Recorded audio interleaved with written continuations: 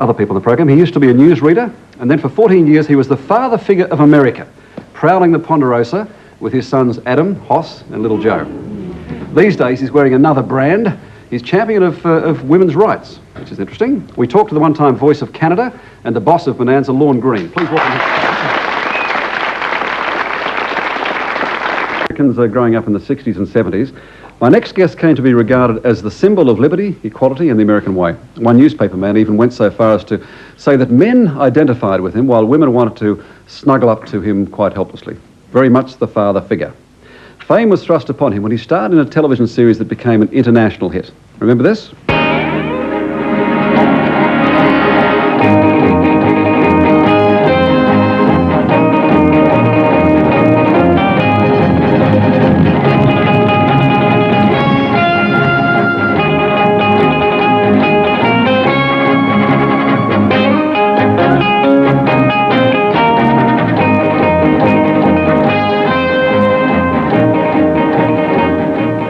Who could forget? Well, Lorne Greene has hung up his 10-gallon hat, but he still enjoys talking about his days on the Ponderosa, so please welcome him back, Lorne Greene.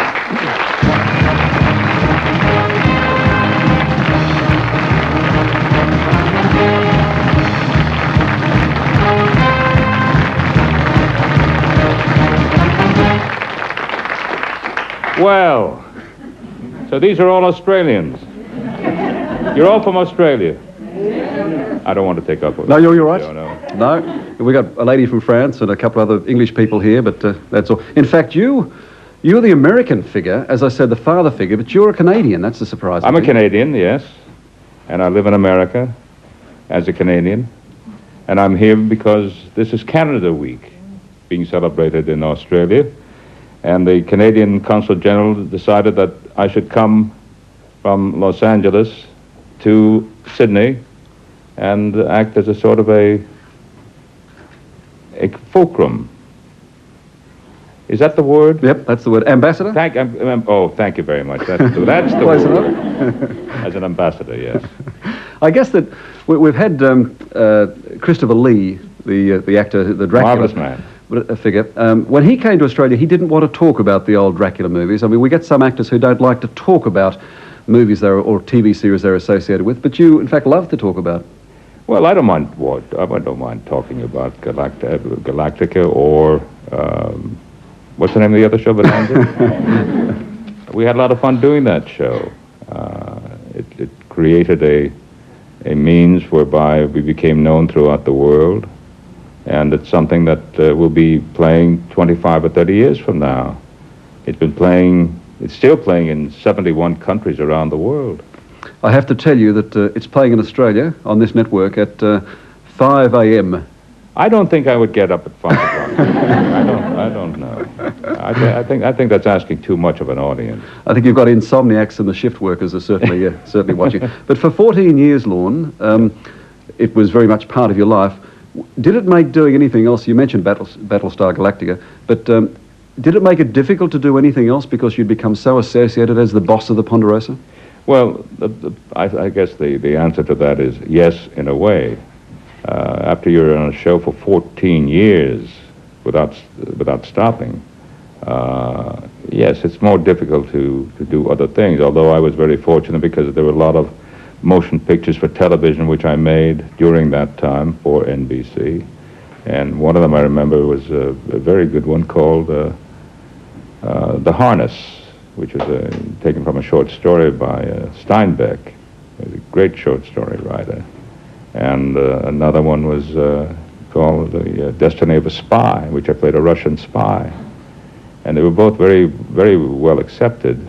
And I did a lot of other shows, the Andy Williams show, the show, the Cher show, and so on and so forth. And I was very, very busy. Yes. I know some of the actors from some of the people involved in MASH had the same problem, didn't they? Because the program was so popular. I think, Radar, for example, he left the program because he just felt that he was being locked into that there was nowhere else to go. That's right, and I think he left a bit too early. Do you? Yes. Yeah. You mentioned all the countries that it's still playing, and of course, if it plays outside of America, then it has so often it's dubbed. The sound is dubbed. Yes, it is dubbed, and sometimes it's dubbed in a very funny way. In Japanese, we are very funny. Hey, hasso! Hasso? That's Hoss. Yes. Hosso!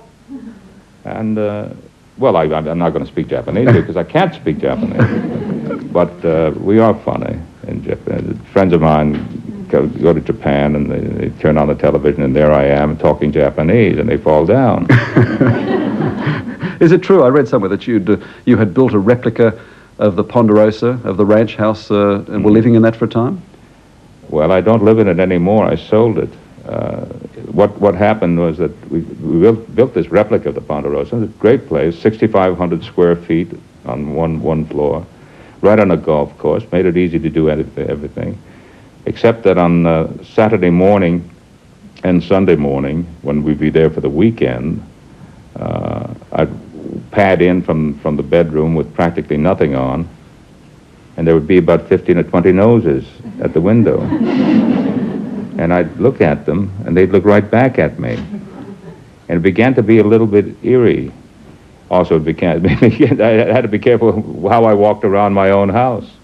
And finally, we decided that life wasn't worth it, and we just sold it. Yes, I mentioned at the start that, in fact, the program was very much regarded as the symbol of liberty and equality in the American way. It was also one of the things that didn't get a lot of attention was the fact that I think the first time I saw a black cowboy was in Bonanza. I hadn't seen it at the pictures. That introduced that. Also, it was a program that treated Indians fairly instead of simply being the targets. Yes, it was a show which dealt with people as people might be dealt with. We did one show about a great opera singer. I was the head of the committee which was supposed to get all the talent for a certain show once a year at the Opera House. And I wrote to New York and they said, we have a marvelous singer and he'd be perfect for what your needs are. And he arrived. And the sheriff rode out to the ranch and said, we have a problem. I said, what's the matter? He said, they won't let him into the hotel. I said, why? He said, he's a black man. I said, what difference does that make? He said, well, they won't let him in. So I hitched up my wagon. I went out and got him and brought him back and said, you're going to stay with us. And when people heard him sing, then they realized that he was a human being, not just a black man. And that show was done in 1963, and a lot of people asked me, why did you do that kind of show? I said, because it's the kind of show I think that should be done. And we dealt with issues that were foremost in people's minds in the 60s. Well, 63, of course, is in the middle of the civil rights marches. Well, the civil rights marches really started a little later, okay, 1965, 66. All right, but I mean, certainly, were there affiliate stations in the South who refused to run that program? Yes. We were once asked to go to Mississippi to do something, and we said that as long as people have the right to sit wherever they would like to sit. They said, oh yes, no problem about it. And then we found out that they sat certain people in certain areas and certain people in other areas. We said that's not what we discussed. What you meant is white people in certain areas and black people in certain areas. Exactly. And we all refused to go. And the man sued us for $1 million or $10 million or whatever it was. And of course he got nowhere with the suit. And that was the end of it, because about a year later, people began coming. A lot of other artists refused to go to that place in Mississippi. And about a year later, all the bars were down, and people could go and sit wherever they wanted to sit. So in a way, we were sort of a forerunner of history in the making. Yes, but given the fact it had to make money as well, it had to sell on all those stations, you couldn't afford to be too daring. You couldn't afford to be too revolutionary. Well, I thought we were quite revolutionary in what we said and how we said it, and the show really dealt with people, love of country, and love of trees, love of animals. That's what the show is about. It's a show about love, and love shows itself in many ways, even to making people sit in one section of an auditorium or another section of the auditorium. Yes. And that's what it was all about. Well, we'll have a look at the very first episode. Oh, no. Yes? No. Of Bonanza. Oh, no. 1959. You want to see Lorne, one of the Greene. worst shows ever made? It's the first. Obscene! Where the devil you hiding, you celestial skygazer? You got 4 hungry men who want to know what's for dinner. Yell! Why you all the time have to yell? Why do I have to yell? I go. I go away now. Hop Sing, wait a minute. Hop Sing. Wait a minute, Hop Sing. You can't do that. Why, if you left here, I'd waste away to a shadow. You know that. You tell the old man he speaks soft, not yell. Then maybe Hop Sing stay.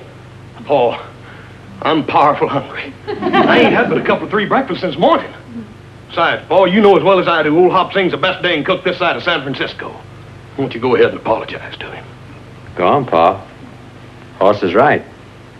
He's right, Paul. We never knew what cooking was like till Hop Sing come here. Paul, I sure am hungry, Paul. And I can smell dinner. Hop Sing, very sorry. Very, very sorry.